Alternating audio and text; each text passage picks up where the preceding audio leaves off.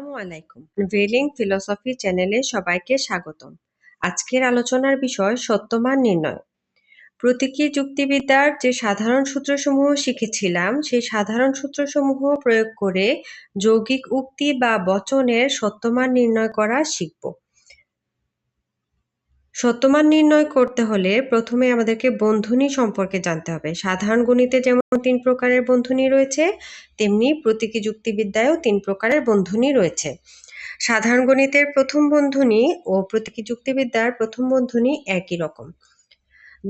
সাধারণ গণিতের তৃতীয় বন্ধনী প্রতীকী যুক্তিবিদ্যার দ্বিতীয় বন্ধনী।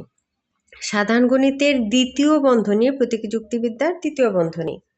এই জিনিসটি আমাদেরকে খেয়াল রাখতে হবে। গণিতের থার্ড ব্র্যাকেট হচ্ছে প্রতীকী যুক্তিবিদ্যার সেকেন্ড ব্র্যাকেট। গণিতের সেকেন্ড ব্র্যাকেট প্রতীকী যুক্তিবিদ্যার থার্ড ব্র্যাকেট। যখন আমরা অঙ্ক করব বা উক্তি সত্যমান নির্ণয় করব, তখন আমাদেরকে প্রথম যে বন্ধনী এর কাজ করতে হবে, তারপর দ্বিতীয় বন্ধনী, তারপর তৃতীয় বন্ধনীর কাজ করতে হবে। এখন আমরা একটি উক্তির সত্যমান নির্ণয় করে সত্যমান নির্ণয় করা শিখব।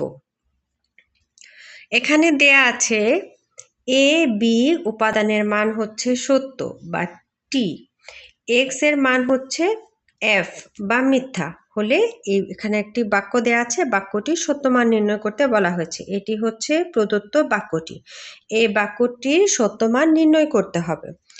সত্যমান নির্ণয় করতে হলে প্রথমেই আমাদেরকে এ বি এক্স এই উপাদানগুলোর মান বসাতে হবে। বন্ধনী চিহ্ন সবকিছু ঠিক রেখে প্রথমে আমরা মান বসাবো। এ এর মান টি, এক্স এর মান এফ, এভাবে বি এর মান টি, সম্পূর্ণ এই লাইনটিতে আমরা মান বসিয়েছি। চিহ্নগুলো সব ঠিক রাখতে হবে, খেয়াল রাখতে হবে যেন কোনো চিহ্ন ব্রেকেট এগুলো যেন ভুল না হয়। চিহ্ন ভুল হলে সম্পূর্ণ অঙ্কটি বা বাক্যটি ভুল হয়ে যাবে। মান বসানো শেষ হলে প্রথমে আমাদেরকে প্রথম বন্ধনীর কাজ করতে হবে।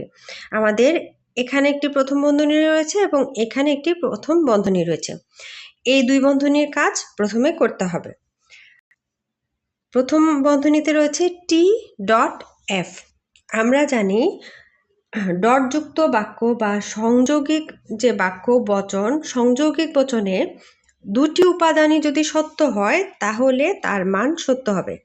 ডটের ক্ষেত্রে টি ডট টি হলেই তার মান টি হবে, বাকি সব ক্ষেত্রে এফ হবে। এটিকে আমি আবার একটু উদাহরণের সাহায্যে বুঝিয়ে বলছি। যেমন তিনি একজন কবি এবং দার্শনিক। তিনি যদি কবি এবং দার্শনিক এই দুটি উপাদানই সত্য হয় তাহলেই তার মানটি সত্য হবে, তাছাড়া মিথ্যা হয়ে যাবে। এখানে একটি উপাদানের মান হচ্ছে মিথ্যা, তাই এটি ডট এফ এর মান হচ্ছে এফ, মিথ্যা হয়ে যাবে। চিহ্ন আমরা ঠিক রাখছি, তারপরের উপাদানটির মানও ঠিক রাখছি। এখানে দ্বিতীয় বন্ধনীর কাজ আমরা পরবর্তীতে করব, প্রথম বন্ধনীর কাজটা শেষ করে। আবার এখানে মান ঠিক রেখে এই প্রথম বন্ধনীর কাজটা আমরা এখন করব। এখানে আছে টি ইমপ্লাইজ এফ।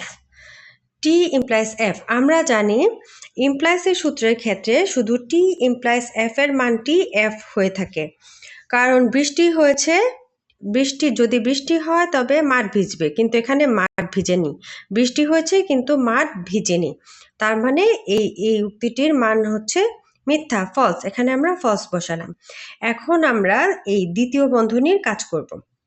আমরা জানি এফ ইমপ্লাইজ টি এর মান হবে টি, কারণ শুধুমাত্র এটির মানই এফ হয়, বাকি সবগুলোর মান টি হয়। আবার ইমপ্লাইজ চিহ্ন বসালাম এবং টি ইমপ্লাইজ এফ এর মান একটু আগেই দেখতে পেয়েছিলাম এফ, তাই এখানে আমরা এফ বসালাম। আবারও টি ইমপ্লাইজ এফ এর মান এফ হবে আমরা জানি, সুতরাং সমগ্র বাক্যটি মিথ্যা হয়ে গেল। এভাবেই আমরা উক্তি বাক্যর হচ্ছে সত্যমান নির্ণয় করতে পারি। আমরা আরেকটি উদাহরণের সাহায্যে বোঝার চেষ্টা করব। এখানে দেয়া আছে এ বি এর মান টি এবং এক্স ওয়াই এর মান হচ্ছে এফ, তাহলে প্রদত্ত বাক্যটা সত্যমান নির্ণয় করতে হবে। এই বাক্যটি সত্যমান নির্ণয় করতে হবে। আমরা প্রথমে মান বসালাম চিহ্নগুলো এবং ব্রেকেট ঠিক রেখে, তারপর আমরা এর যে সূত্র থেকে মান বসাবো। আমরা জানি টি ভেল টি। এই ভেলের ক্ষেত্রে যে কোনো একটি উপাদান যদি টি হয় তাহলে এর মান টি হয়ে যাবে। টি ভেল টি এর মান হচ্ছে টি, এটা আমরা জানি, ভেল চিহ্ন বসালাম। এফ ডট এফ, এখানে দুইটির মানই টি হতে হবে টি হওয়ার জন্য।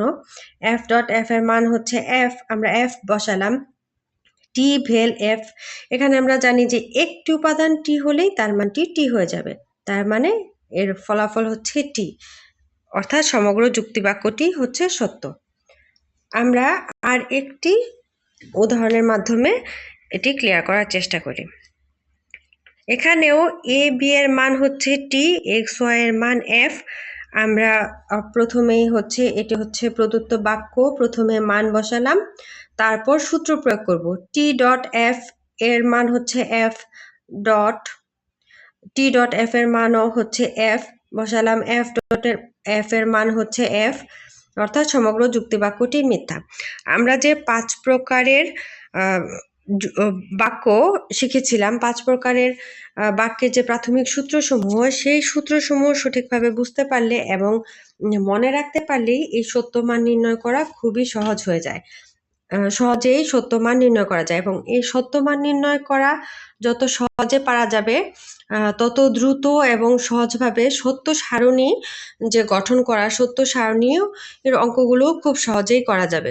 তাই আমাদের প্রথম কাজ হচ্ছে সে প্রাথমিক সূত্রসমূহ খুবই ভালো করে আয়ত্ত করে নেয়া।